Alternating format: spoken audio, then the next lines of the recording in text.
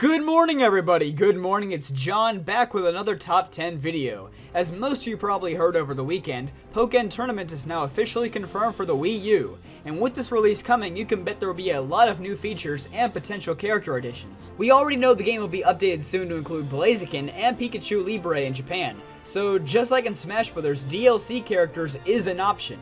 So it's time to count down the top 10 Pokemon that I personally would like to see in Pokken Tournament. Fair warning, expect a lot of Mega Evolutions on here since they have an easy burst attack to use, and also keep in mind this is just an opinions list, so if your picks don't make it onto the list, then feel free to tell me what I missed in the comment section below. Also, be sure to drop a like down below to show your support. Let's get started! Heracross. Now, of course, Heracross is one of my favorite fighting type Pokemon, so I'll admit I'm a little bit biased here.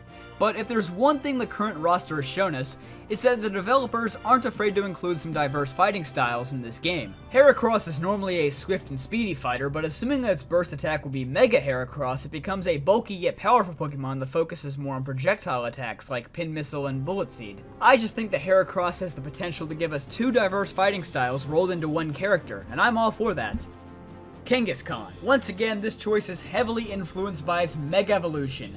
I think seeing both the parent and the child Kangaskhan fight together during a burst attack would allow for some neat combos and strategy. And even if they don't fight together, I still think it'd be pretty nice to see the baby take over for the mama midway through the battle. I don't know why, it would just be a funny twist. Hitmontop. Initially, I was going to give this spot to either Hitmonlee or Hitmonchan, but then I figured, what about Hitmontop? Hitmontop does seem to be the most underrated of the Tyrogue family. It could have some sick spin attacks that potentially weaken blows from the opponent.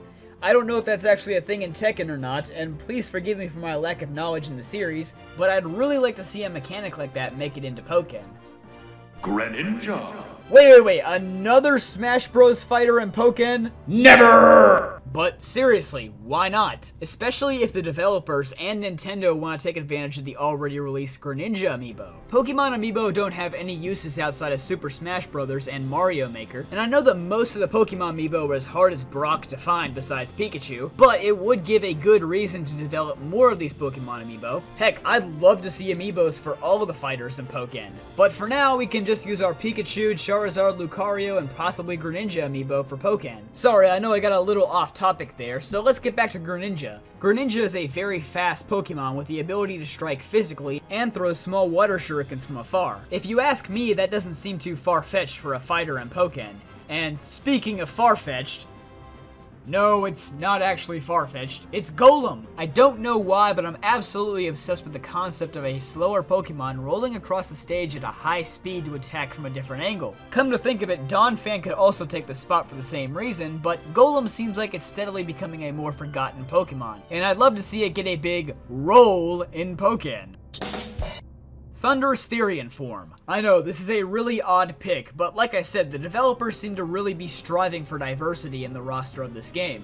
And to me, a solid flying type would be the icing on the giant, diverse, non-racist cake that Bandai Namco is cooking up. I feel like there needs to be a levitating fighter, and there also needs to be more than one legendary in the game than Suicune. I didn't want to use the incarnate forms because then choosing one Pokemon from the trio would just be too hard, so I went to the Therian forms, and Thundurus just looked best suited for the role. It can definitely utilize that long tail to dish out some weaker yet long-ranged attacks, similar to how Mewtwo does in Smash Bros. And speaking of Mewtwo, no, this isn't a fake out this time, Mewtwo is number 4. This also goes back to the amiibo argument I made for Greninja earlier, as a Mewtwo amiibo will already be out by the time Pokken launches on Wii U. Also, you know how Ryu has 2 Final Smashes in Smash Bros? What if it were the same thing with Mewtwo in Pokken? If you activate your burst attack from afar, Mewtwo can Mega Evolve into Mega Mewtwo Y and launch many projectile moves, while a close-range burst attack will result in Mega Mewtwo X dealing several heavy blows. I know, Smash Bros logic shouldn't be applied here, but it's all I can think of right now.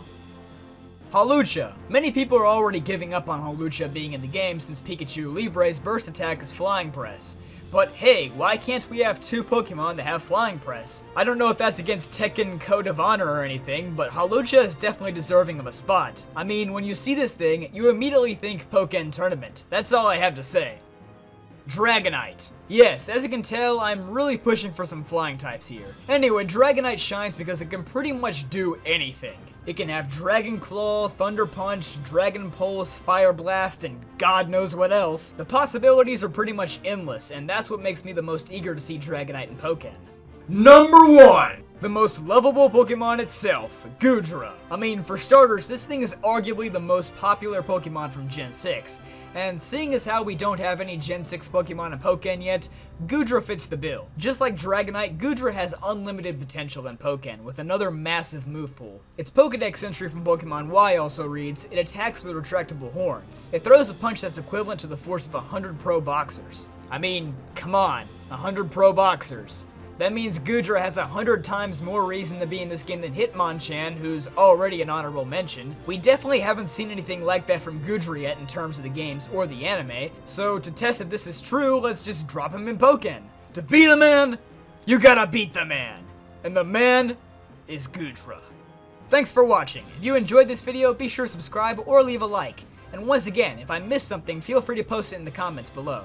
I'll see you guys next time.